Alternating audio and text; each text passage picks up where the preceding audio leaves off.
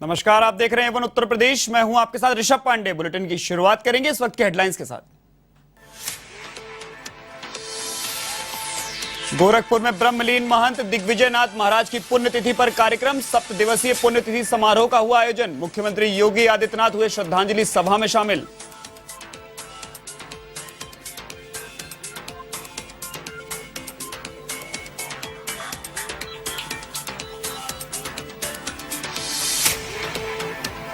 ज्ञानवापी मामले पर हिंदू संगठनों ने जताई खुशी। कानपुर में जगह जगह कोर्ट के फैसले का स्वागत। एक दूसरे को मिठाई खिलाकर मनाया गया जश्न।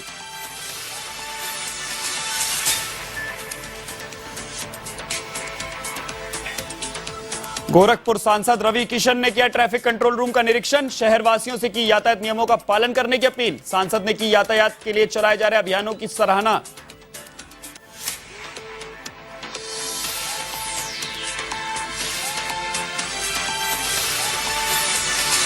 उत्तर प्रदेश के लखनऊ में निर्माणाधीन इमारत की गिरी शटरिंग। हादसे में एक मजदूर की मौत, 4 घायल। मुख्यमंत्री योगी ने किया मुआवजे का ऐलान।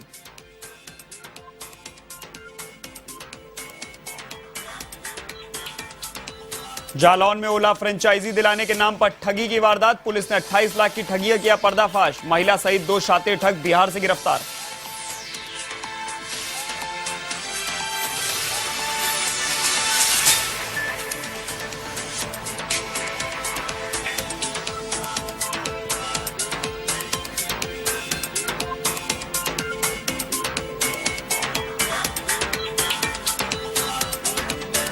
अब खबरें विस्तार से। उत्तर प्रदेश के गोरखपुर में ब्रह्मलीन महंत दिग्विजयनाथ महाराज की 53वीं पुण्यतिथि पर श्रद्धांजलि सभा का आयोजन किया गया। 7 दिवसीय पुण्यतिथि समारोह में सूबे के मुख्यमंत्री योगी आदित्यनाथ शामिल हुए। इस दौरान मुख्यमंत्री योगी ने ब्रह्मलीन महंत दिग्विजयनाथ महाराज को श्रद्धांजलि अर्पित की। इस दौरान मुख्यमंत्री योगी के साथ कई साधु संत भी मौजूद रहे। युग पुरुष ब्रह्मलीन महंत दिग्विजयनाथ जी महाराज की 53वीं एवं राष्ट्रधीश्वर एवं उत्तर प्रदेश के यशस्वी ओजस्वी तेजस्वी महाराज, महाराणा प्रताप शिक्षा परिषद गोरखपुर के अध्यक्ष एवं पूर्व कुलनंदन। ज्ञानवापी मामले में मुस्लिम पक्षकारों की ओर से दी गई याचिका के खारिज होने के बाद हिंदू संगठन जगह जगह खुशी का इजहार करते नजर आ रहे हैं। वहीं कानपुर में भी हिंदू संगठनों की ओर से दिवाली मनाने के साथ मिठाइयां बांटी गईं। साथ ही शिव मंदिर के बाहर ढोल नगाड़ों के साथ कोर्ट के फैसले का स्वागत किया गया।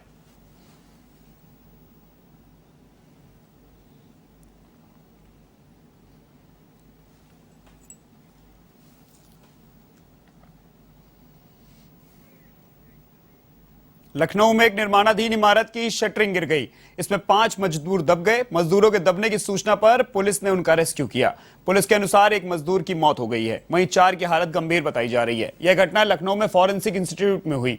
घटना के बाद घायलों को अस्पताल ले जाया गया, जहां उनका इलाज जारी है। वहीं मुख्यमंत्री योगी आदित्यनाथ ने घटना का संज्ञान लेकर मृतक के परिजन और घायलों को मुआवजा देने के निर्देश दिए हैं। वहीं पूरी घटना की उच्च स्तरीय जांच समिति करेगी। मुख्यमंत्री योगी आदित्यनाथ ने कहा कि घायलों का समुचित उपचार कराया जाए।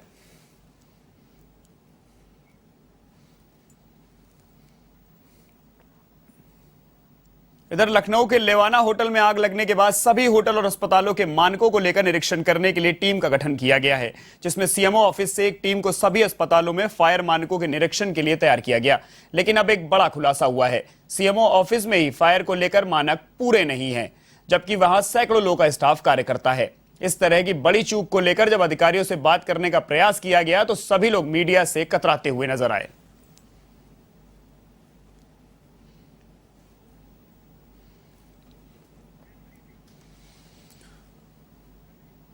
लखनऊ में लेवाना होटल कांड के बाद जिस तरह मुख्यमंत्री का आदेश हुआ और लखनऊ विकास प्राधिकरण में जागरूकता नजर आई, जिसके बाद 19 लोगों को निलंबित किया गया। लेकिन एलडीए में दोषी कौन है, यह एक बड़ा सवाल चर्चा में बना हुआ है। इसी को लेकर हमारे संवाददाता ने लखनऊ विकास प्राधिकरण यूनियन के महामंत्री से बातचीत की है।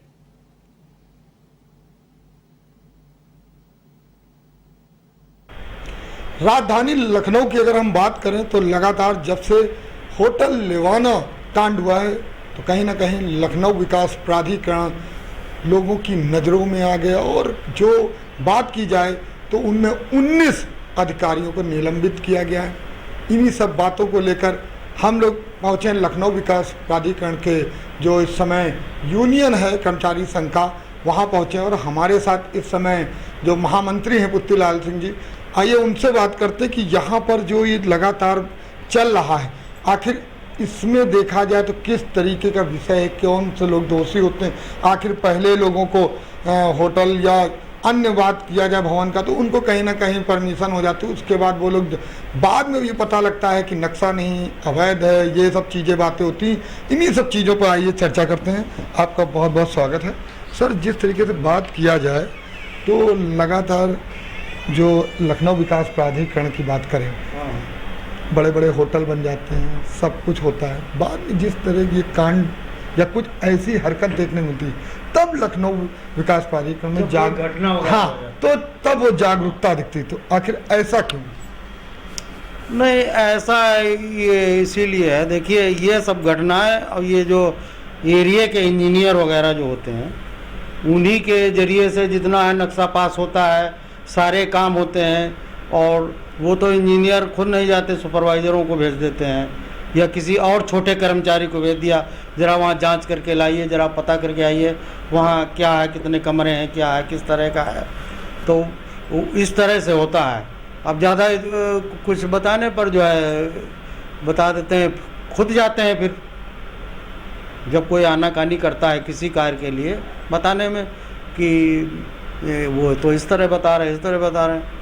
तो अच्छी बात हो रही है, मुख्यमंत्री महोदय के आदेश का पालन हो रहा है और ये बहुत ज़रूरी है इस तरह से। तो माना जाए कहीं ना कहीं अगर भ्रष्टाचार की बात करें, भ्रष्टाचार में अधिकता लिप्तता पाई जाती है। तो मान लीजिए जूनियर इंजीनियर, अधिशासी अभियंता या कोई भी कर्मचारी आता है, लेकिन अगर हम बात करें तो लखनऊ विकास प्राधिकरण की सबसे बड़ी जिम्मेदारी जो होती है वो कहीं ना कहीं वीसी की होती है। तो इस पर वीसी किस तरीके से बाद में कार्रवाई करते हुए? नहीं, कभी कभी कोई ऐसे मामले होते हैं जो बीसी के संज्ञान में नहीं होते हैं, बिना बीसी के संज्ञान में लिए हुए, और जो ये नीचे के इंजीनियर वर्ग है, एक्सियन है, जेई हैं, तो वो अपने हिसाब से काम करते हैं, उसको कभी कभी बताते भी नहीं हैं। भाई बीसी पूर्ण अधिकारी होता है सबसे बड़ा है, तो उसकी जानकारी में न होते हुए इस तरह से कार्य कर जाते हैं। तो हर बात उच्च अधिकारी से पूछी जाती है कि आपके यहाँ ये कार्य हो रहा है, आप क्यों नहीं कार्रवाई कर रहे हैं। जब उसकी जानकारी में आता है तभी वो कार्रवाई करेगा। लेकिन बीच में अगर हम बात करें तो बीच में कहीं ना कहीं यूनियन भी बड़ा तेज़ी से खड़ा हुआ नज़र आया था और उसकी लगातार बात चल रही थी कई तरह से। यूनियन की अगर बात करें तो लखनऊ विकास प्राधिकरण यूनियन के साथ कितना खड़ा हुआ नजर आता है? नहीं, यूनियन का मतलब ये है, यूनियन ये कह रहे हैं कि ये बड़े अधिकारियों के साथ छोटे कर्मचारियों को पीसा जा रहा है। तो ये तो गलत है ही है।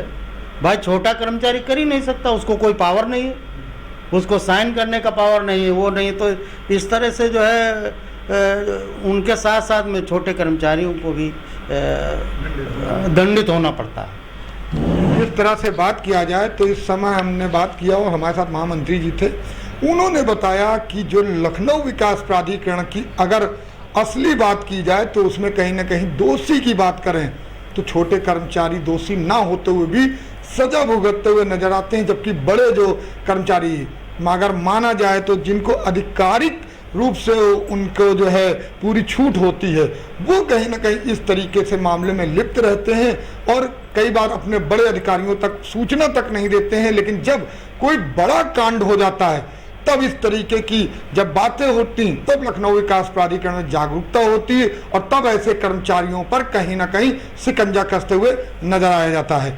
वीडियो जर्नलिस्ट सनोज शर्मा के साथ मैं जय त्रिपाठी, A1 टीवी लखनऊ। इधर गोरखपुर में सांसद रवि किशन शुक्ला ने ट्रैफिक कंट्रोल रूम का निरीक्षण किया। इस दौरान सांसद ने कंट्रोल रूम के जरिए शहरवासियों से यातायात नियमों के 100% पालन करने की अपील की। वहीं इस दौरान सांसद ने यातायात के लिए चलाए जा रहे अभियानों की भी सराहना की। सांसद रवि किशन शुक्ला ने कहा कि यातायात नियमों का 100% पालन करने से ही हादसों पर अंकुश लगाया जा सकता है।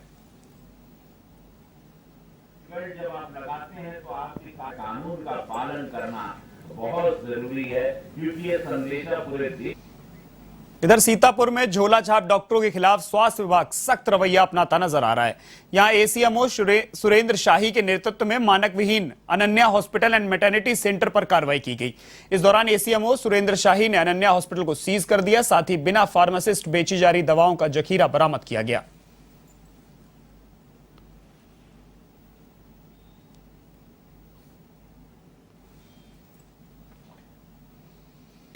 अनन्या हॉस्पिटल मैटरनिटी सेंटर करके चल रहा था अस्पताल, जिसको मेरे द्वारा चेक किया गया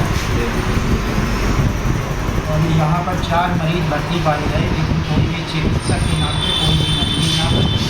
एक जीएनएम डॉक्टर से वो चल लगा रही है और बाकी डॉक्टर के नाम पे कोई नहीं। तो इसमें क्या कार्रवाई सर हो रही है? रजिस्ट्रेशन के चलने के कारण इसको तत्काल बंद करने के लिए PIL को मरीज एक भर्ती का भर्ती है, जिसको जिला अस्पताल एम्बुलेंस बुलाई है, उसको भेजा जा रहा है। एम्बुलेंस से मरीज को जिला अस्पताल भर्ती करवा करके ये अस्पताल पूरा सील किया जाएगा। भी ये कार्रवाई की जाएगी। बिना रजिस्ट्रेशन कोई अस्पताल नहीं चलेगा। क्या नाम है? Doctor Surendra Shahi, additional CMO, nodal private hospital. Jalaun में ओला कंपनी की एजेंसी दिलाने के नाम पर युवक के साथ की गई 28 लाख रुपए की ठगी के मामले में पुलिस को बड़ी सफलता हाथ लगी है।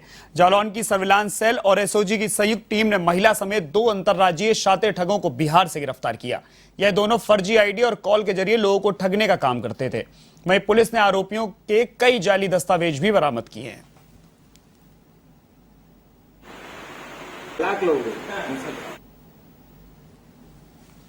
द्वारा एक घटना का अनावरण किया गया। इसमें जैसा कि आप लोगों ने देखा होगा, कुछ दिन पहले एक व्यक्ति को पहले भी जेल भेजा जा चुका है और उसी में ये पति पत्नी हैं, 2 लोगों को जेल भेजा जा रहा है।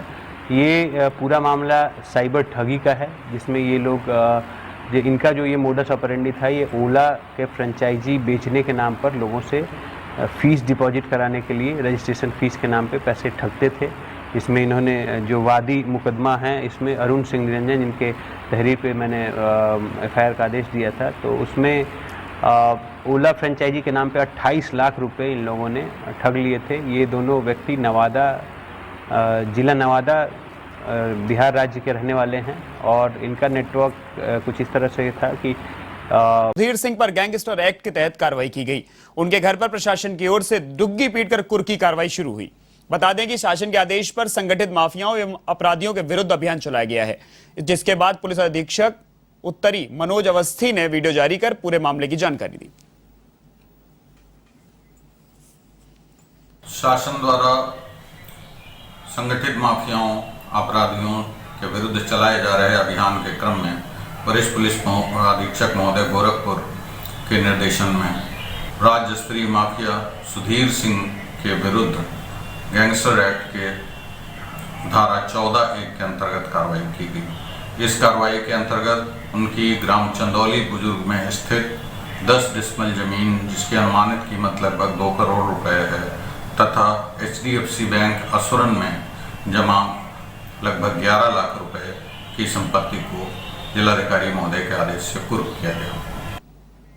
खबर रायबरेली से है, जहां गदागंज क्षेत्र के मुतवल्लीपुर गांव में बीमारी से तंग आकर पूर्व प्रधान ने गोली मारकर आत्महत्या कर ली। पुलिस के मुताबिक संतोष साहू काफी दिनों से मानसिक अवसाद में था। घटना की सूचना पाकर पहुंची पुलिस मामले की जांच में जुट गई है। गदागंज में मुतवल्लीपुर गांव में एक पूर्व प्रधान के भाई, जिनकी उम्र 50 वर्ष थी और लंबे समय से अवसाद में थे, उनके द्वारा आत्महत्या की गई है। गोली मार करके उन्होंने खुद अपनी जीवन लीला समाप्त कर ली है। पुलिस ने मौके पर पहुंच करके अपनी कार्रवाई शुरू कर दी है और घर वालों से बात की जा रही है और इसमें अग्रिम विधि कार्रवाई कराई। लखनऊ के बांसमंडी स्थित होटल जस्ट 9 इन में महिला का शव मिलने से सनसनी फैल गई। संदिग्ध परिस्थितियों में शव मिलने की सूचना पाकर मौके पर पहुंची पुलिस ने मृतका की शिनाख्त चंद्रा त्रिपाठी के रूप में की। फिलहाल पुलिस मामले की जांच में जुट गई है। के अंतर्गत एक होटल है जस्ट 9 इन। इस होटल में एक कमरे में एक युवती का बॉडी मिला हुआ है। इस संबंध में पुलिस को जैसे जानकारी मिली है तो तत्काल यहां आके बॉडी को पंचायतनामा करके कब्जे में लेकर पोस्टमार्टम के लिए भेजा जा रहा है। और बताया जा रहा है कि ये लड़की और एक लड़का कल रात में यहाँ बुक किए थे रूम और आके अपना आईडी कार्ड्स वगैरह एंट्री किया है और इसके बारे में हम लोग जानकारी पता कर रहे हैं। फतेहपुर जनपद के कुसुम्भी गांव के कुलदीप कुमार ने उत्तर प्रदेश राज्य एथलेटिक्स दौड़ प्रतियोगिता में गोल्ड मेडल लाकर जिले का नाम रोशन किया है। बता दें कि कुलदीप कुमार ने रीजनल स्पोर्ट स्टेडियम में 3 किलोमीटर की रेस में प्रथम स्थान प्राप्त किया। ऐसे फतेहपुर लौटने पर उनका जगह जगह जोरदार स्वागत किया गया।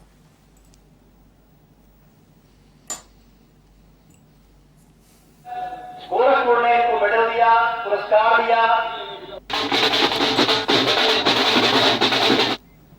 कासगंज में बिजली विभाग के काले कारनामों से नाखुश लोगों ने समाजवादी पार्टी के राष्ट्रीय प्रवक्ता अब्दुल हफीज गांधी के नेतृत्व में गंज डुंडवारा क्षेत्र के सुजावलपुर बिजली घर में विरोध प्रदर्शन किया। इस दौरान सैकड़ों लोगों ने विद्युत विभाग के खिलाफ जमकर नारेबाजी की।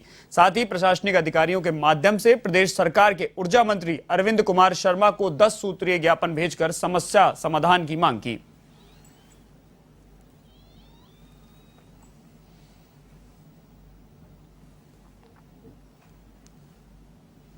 पे अब्दुल हफीज नेतृत्व में विद्युत विभाग में जो भी शिकायतें हैं उसमें व्याप्त शिकायतों के संबंध में 10 सूत्रीय बिंदुओं पर ज्ञापन दिया गया और उसी के संबंध में धरना प्रदर्शन किया गया। उन्होंने हमको ज्ञापन दिया है, ठीक, उस ज्ञापन में हम जो भी तर्कपूर्ण दिए हैं उन चीजों पर जांच कराकर उनमें नियमानुसार कार्रवाई करेंगे। लिए क्या, देखिए कोई भी कनेक्शन है, यदि विच्छेदन होगा तो उसमें 600 रुपये की DRP RODO की फीस जमा होती है और इसमें बकाया पे सिस्टम से जोड़ के उसकी जोड़ा जाता है सिस्टम से। ये धरना प्रदर्शन कासगंज जिले में जो बिजली विभाग का भ्रष्टाचार है, अवैध वसूली है, उसके खिलाफ हमने धरना प्रदर्शन किया है। बिजली आते नहीं और मोटे मोटे बिल वसूले जा रहे हैं, तो हमारी मांग है कि रोस्टर सिस्टम खत्म किया जाए, अवैध वसूली खत्म की जाए, जो रात में छापेमारी है वो खत्म की जाए। और हमारी मेन डिमांड ये है कि कासगंज के एक्सीएन, जितने भी SDO हैं, जितने भी JE हैं, जितने भी संविदा पे लाइनमैन रखे गए हैं, इनकी आय की संपत्ति की जाँच होनी चाहिए। जालौन की DM चांदनी सिंह ने प्राथमिक स्वास्थ्य केंद्र सोमई का निरीक्षण किया। स्वास्थ्य केंद्र में अनियमितताएं मिलने पर संबंधित अधिकारियों को फटकार लगाई। साथ ही डॉक्टर के अनुपस्थित पाए जाने पर तत्काल वेतन रोकने के निर्देश दिए।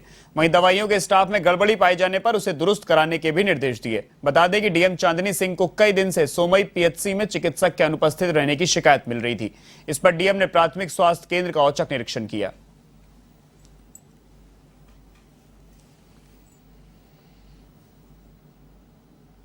PHC सोमई के निरीक्षण में एक तो पाया गया कि यहाँ पे डॉक्टर धनीराम हैं जो काफ़ी समय से डिफ़ॉल्टर हैं, आते नहीं हैं, अक्सर एब्सेंट होते हैं और कुछ ऐसी भी लापरवाही संज्ञान में आई है कि कुछ एक केस लो बर्थ वेट का था, उनको उन्होंने रेफ़र करने से मना किया है।